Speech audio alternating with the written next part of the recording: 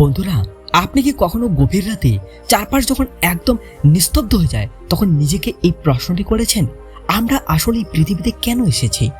আমাদের জীবনের মানে কি শুধুই পড়াশোনা করা, একটা চাকরি খোঁজা, টাকা উপার্জন করা, সংসার ও দায়িত্ব সামলানো, আর একদিন চুপচাপ এই পৃথিবী থেকে বিদায় নেওয়া? যদি জীবন বলতে শুধু এতটুকু হয়, তবে সবকিছু থাকার পরেও মনের কোনো এক কোণে সবসময় একটা গভীর খালি অনুভূতি বা শূন্যতা কেন থেকে যায়? কেন মাঝে মধ্যে মনে হয় সব পেয়েও যেন জীবনের সবচেয়ে গুরুত্বপূর্ণ কিছু একটা এখনো বাকি রয়ে গেছে? এক মুহূর্তের জন্য কল্পনা করুন, আজ যদি কেউ এসে আপনাকে আপনার জীবনের আসল উদ্দেশ্য জানিয়ে দেয়, তবে কি আপনি তা শুনতে চাইবেন না? আর যদি সত্যিই আপনি জেনে যান যে আপনার আত্মার আসল শহরটি কি, তবে কি আপনি কাল থেকেও ঠিক সেইভাবেই বাঁচবেন যেভাবে আজ পর্যন্ত বেঁচে এসেছেন? বোধ হয় না, কারণ মানুষ যখন তার অস্তিত্বের আসল কারণ বুঝে যায় তখন তার চিন্তা বদলে যায়, তার সিদ্ধান্ত বদলে যায় এবং ধীরে ধীরে তার পুরো জীবন এক নতুন মোড় নেয়। আমরা সবাই জীবনে কোনো না কোনো কিছুর পিছনে ছুটে চলছি, কেউ সুখের পিছনে, কেউ সাফল্যের পিছনে, কেউ সম্পর্কের মধ্যে একটু শান্তির খোঁজে, আবার কেউ নাম ও খ্যাতির পিছনে। কিন্তু আশ্চর্যের বিষয় হলো, আমরা যত বেশি বাইরের দুনিয়ায় ছুটে চলছি, ভেতরের শূন্যতা ঠিক ততটাই বেড়ে চলছে। নতুন চাকরি পেলে কিছুদিন আনন্দ থাকে, তারপর আবার সেই পূর্ণ অস্থিরতা ফিরে আসে।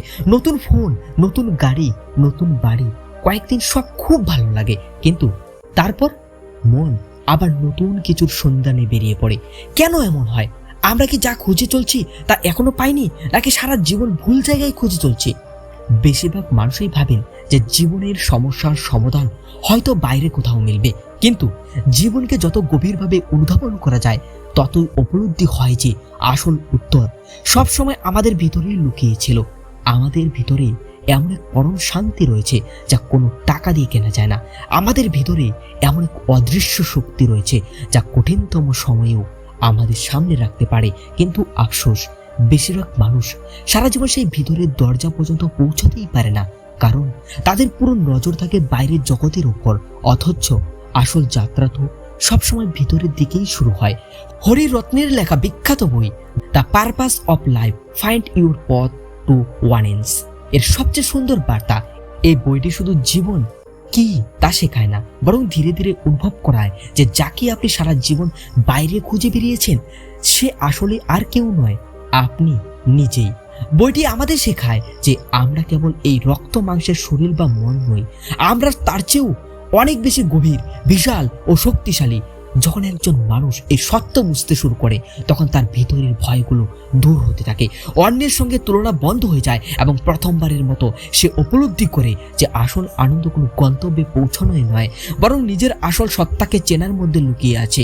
এটাই হলো ওয়ানেন্স বা একাত্মার আসল অর্থ, যেখানে আপনি নিজেকে এই সৃষ্টির থেকে আলাদা ভাবেন না, বরং তার এক অবচ্ছেদ্য অংশ বলে মনে করেন, যেখানে আপনি আর তুমির দেওয়ালগুলো ভেঙে পড়ে। আসুন আজকের এই সফর আমরা বইটির 10টি অধ্যায়ের মাধ্যমে জীবনের সেই পরম সত্যকে জানার চেষ্টা করি। লিসেন নাম্বার 1, জাগরিত হওয়া বা সচেতন হওয়ার অর্থ কি? আমরা কি কখনো খেয়াল করেছি যে আমরা বেশিরভাগ মানুষ খোলা চোখেও এক গভীর ঘুমের ঘোরে বেঁচে আছি? আমরা সকালে উঠে চা খাই, কাজে যাই, আর রাতে ঘুমিয়ে পড়ি। সবকিছু একদম যন্ত্রের মতো অটো পাইলট মোডে চলতে থাকে। আমাদের শরীর বর্তমানে থাকে, কিন্তু মন হয় অতীতের কোনো পুরো স্মৃতিতে আটকে থাকে, না হয় ভবিষ্যতের কোনো দুশ্চিন্তায় ডুবে থাকে।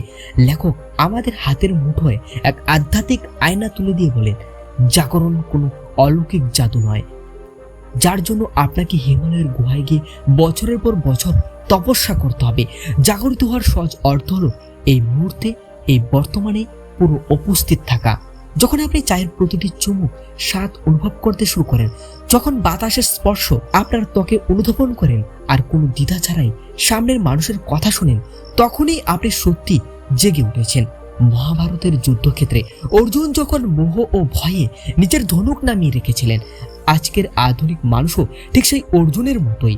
আমরা নিজেদের চারপাশে প্রত্যাশা, পুরনো ক্ষত আর দুশ্চিন্তার এক অদৃশ্য জাল বুনে রেখেছি। লেখক বলেন, সত্যিকারের জাগরণ শুরু হয় এটা বুঝতে পারার মধ্য দিয়ে। আমাদের পা কোনো বাইরের শৃঙ্খলে বাধা নেই, আমাদের নিজেদের চিন্তাই আমাদের আসল বন্দী করে রেখেছে। লেসন নাম্বার 2, বর্তমান মুহূর্তে বাঁচার উপায়। সকালে চা খাওয়ার সময় আমাদের মন অফিসের মিটিংয়ে থাকে, আর অফিসের থাকার সময় ঘরের চিন্তায় থাকে। আমরা সেই একমাত্র মুহূর্তটিকে হারিয়ে ফেলি যা সত্যি আমাদের হাতে আছে। এই মুহূর্তটি লেখক তার জীবনের এক সুন্দর অভিজ্ঞতার কথা শেয়ার করে বলেন, যেদিন তিনি নিজের ভিতরে চিন্তার কোলাহলকে শান্ত করেছিলেন, সেদিন ভোরের পাখির ডাক কেবল শব্দ না হয়ে এক অপূর্ব সুর হয়ে উঠেছিল। মাটির সোদা গন্ধ আর ঘাসের উপর শিশির বিন্দু সবকিছু তিনি কেবল দেখেননি, নিজের ভিতরে উপলব্ধি করেছিলেন। যখন আমরা আমাদের বিক্ষিপ্ত চিন্তাগুলিকে গুটিয়ে নিই, এই বর্তমান মুহূর্তে বসিয়ে দিই, তখনই জীবনের যাবতীয় চাপ ও মানসিক ক্লান্তি নিমিষেই দূর হয়ে যায়। লেসন নাম্বার 3, ভক্তির কি সত্যি প্রয়োজন আছে? ভক্তি বললেই আমাদের মনে পূজা পার্বণ বা কোনো নির্দিষ্ট রীতিনীতি ছবি ভেসে ওঠে, কিন্তু লেখক হরিরত্ন ভক্তির এক সম্পূর্ণ নতুন ও ব্যাপক সংজ্ঞা আমাদের সামনে রেখেছেন। ভক্তি মানে শুধু মাথা নোয়ানো বা মন্ত্র জপ করা নয়। ভক্তি হলো কোনো মহৎ উদ্দেশ্য, কোনো গভীর ভাবনা বা কাজের প্রতি নিজের হৃদয়ের অনুগত ও খাঁটি সমর্পণ।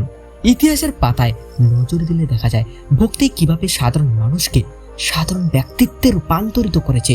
যখন একজন শিল্পী, একজন খেলোয়াড় বা একজন সাধারণ মানুষ নিজের কাজকে ভালোবেসে উৎসর্গ করেন, তখন সেই কাজ আর শুধু দায়িত্ব থাকে না, তা ঈশ্বরের প্রার্থনায় পরিণত হয়। ভক্তি আমাদের ভিতরের অহংকারকে গলিয়ে হৃদয়কে করুণা ও ভালোবাসায় ভরিয়ে দেয়। লেসন নাম্বার 4, জীবনের আসল উদ্দেশ্য কি?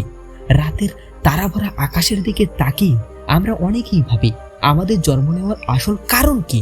লেখক স্পষ্ট ভাষায় জানিয়েছেন, জীবনের আসল উদ্দেশ্য বড় ব্যাংক ব্যালেন্স তৈরি করা, বড় বাড়ি কেনা বা সমাজে বড় কোনো পদ অর্জন করা নয়। এগুলো তো বাইরের জগতের খেলাধুলা, যা কিছু সময়ের জন্য আনন্দ দিতে পারে কিন্তু আত্মাকে তৃপ্তি করতে পারে না। জীবনের আসল উদ্দেশ্য নিজের ভিতরের চেতনাকে জাগ্রত করা। যেদিন আমরা আমি এবং আমার ছোট গণ্ডি থেকে বেরিয়ে এসে জগতের সকল জীবের সঙ্গে এক গভীর আত্মিক টান অনুভব করব, সেদিন আমরা আমাদের বেঁচে থাকার আসল অর্থ খুঁজে পাব। লেসন নাম্বার 5, আমরা কিভাবে সত্যিকারের ভালোবাসাকে অনুভব করতে পারি? ভালোবাসা মানে কি শুধুই কাউকে পাওয়ার বা হারানোর হিসেব, নাকি কিছু শর্তের উপর দাঁড়িয়ে থাকা সম্পর্ক? লেখক বলেন, সত্যিকারের প্রেম বা ভালোবাসা কোনো সাধারণ অনুভূতি নয়, এটি একটি গভীর আধ্যাত্মিক সাধনা। আসল ভালোবাসা কোনো প্রত্যাশা বা দখলের মানসিকতা থেকে সম্পূর্ণ মুক্ত হয়। যখন আপনি কোনো সম্পর্ককে কোনো স্বার্থ ছাড়াই পুরোপুরি উপস্থিত থাকেন, তখনই আপনি ভালোবাসার প্রকৃত রূপটি দেখতে পান। ভালোবাসা হলো সেই পরম অনুভূতি যেখানে দুজন মানুষের মধ্যকার বিভেদ মুছে যায় এবং এক আত্মা অবশিষ্ট থাকে। লেসন নাম্বার 6, আমাদের ভাগ্য কি আগে থেকেই নির্ধারিত? যা হওয়ার তা তো হবেই, তবে কষ্ট করার দরকার কি? আমরা প্রায়ই এই দ্বন্দ্বে ভুগি। লেখক একটি সুন্দর উদাহরণ দিয়ে বুঝিয়েছেন, জীবন হলো তাসের খেলার মতো। আপনার হাতে কি কি তাস উঠবে তা হয়তো আপনার নিয়ন্ত্রণে নেই, সেটি ভাগ্য বা নিয়তি হতে পারে, কিন্তু সেই তাসগুলো দিয়ে আপনি কিভাবে খেলবেন, কখন কোন চাল চালবেন তা সম্পূর্ণ নির্ভর করে আপনার নিজের ইচ্ছা শক্তি বা বুদ্ধিমত্তার উপর। পরিস্থিতি যাই হোক না কেন, তার সামনে হাঁটু গেড়ে বসে পড়বেন নাকি হেসে মুখোমুখি হবেন, সেই শেষ সিদ্ধান্তটি সবসময় আপনার নিজেরই। লেসন নাম্বার 7, আমরা কিভাবে নিজেকে নতুন করে গড়ে তুলতে পারি?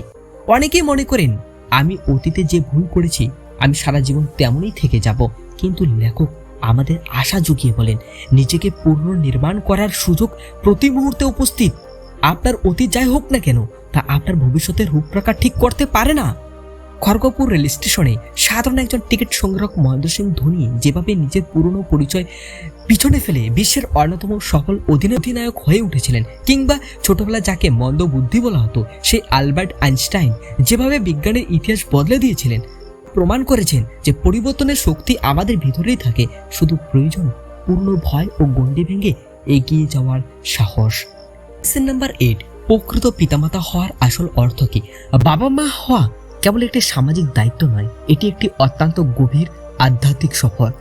বেশিরভাগ বাবা মা নিজের অসম্পূর্ণ স্বপ্ন ও প্রত্যাশার ছাঁচে সন্তানকে ঢালতে চান, কিন্তু সত্যিকারের অভিভাবকত্বের মান হলো সন্তানকে এমন এক মুক্ত ও নিরাপদ পরিবেশ দেওয়া যেখানে সে ভয় ছাড়া নিজের চেতনাকে বিকাশ করতে পারে।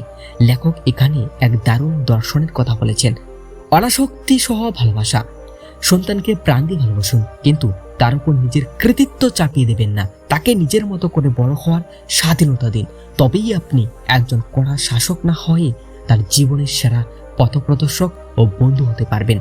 লিসন নাম্বার 9, কোনো কিছুর মালিক না হয়েও কি সুখী হওয়া সম্ভব? আজকের বাস্তববাদী দুনিয়ায় আমাদের শেখায় যত বড় গাড়ি, যত দামি ফোন, তত বেশি সুখ। কিন্তু নতুন বস্তু কেনার আনন্দ কিছুদিন পরে ফিকে হয়ে যায় এবং মন আবার অন্য কিছুর পিছনে ছুটতে শুরু করে। লেখক আমাদের বোঝান যে প্রকৃত স্থায়ী সুখ জিনিসপত্র জমা করার মধ্যে নেই, বরং মনের সন্তোষের মধ্যেই রয়েছে। যখন মানুষ প্রতিটি জিনিসকে আঁকড়ে ধরে রাখার লোভ ত্যাগ করে, তখনই সে আসল স্বাধীনতা ও শান্তির সন্ধান পায়। ত্যাগ মানে জঙ্গলে চলে যাওয়া নয়, বরং দুনিয়ায় থেকেও বস্তুর সঙ্গে এমনভাবে জড়িয়ে পড়া যাতে তা আপনার মনের শান্তি কেড়ে নিতে পারে। লিসন নাম্বার 10, পুরনো নিয়মগুলি ভাঙার প্রয়োজন কখন পড়ে? শৃঙ্খলা ও নিয়ম সমাজকে সুশৃঙ্খল রাখতে অবশ্যই প্রয়োজনীয়, কিন্তু যখন সেই নিয়মই মানুষের আত্মবিকাশ ও আত্মসম্মানের পথে বাধা হয়ে দাঁড়ায়, তখন কি করা উচিত?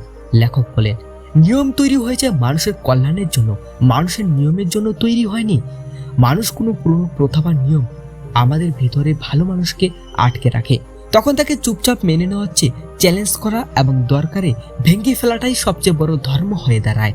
ইতিহাসকে রাজা রামমোহন রায় যদি সে সময় কুসংস্কার ও সামাজিক নিয়ম ভাঙার সাহস না দেখাতেন, তবে আজকের সমাজে সংস্কার আসতো না। নিজের ভিতরে সত্যের পক্ষে দাঁড়ানো কোনো বিদ্রোহ নয়, তা হলো নিজের সচেতনতাকে জাগ্রত করার এক পরম প্রয়াস। আশা করি এই জীবনের সফর ও বইটির মূল ভাবনা আপনাদের হৃদয়ে স্পর্শ করেছে। মনে রাখবেন, চিন্তা বদলালে সিদ্ধান্ত বদলায়, সিদ্ধান্ত বদলালে অভ্যাস বদলায়, আর অভ্যাস বদলালে সম্পূর্ণ জীবন এক নতুন দিশা পায়। ভিডিওটি ভালো লেগে থাকলে অবশ্যই নিচে কমেন্ট করে আপনার মতামত জানান, লাইক করুন এবং এই ধরনের গভীর জীবনমুখী ভাবনার সাথে যুক্ত থাকতে অবশ্যই চ্যানেলটি সাবস্ক্রাইব করতে ভুলবেন না। দেখা হবে পরবর্তী ভিডিওতে। ততক্ষণের জন্য ধন্যবাদ। নিজের যত্ন নেবেন।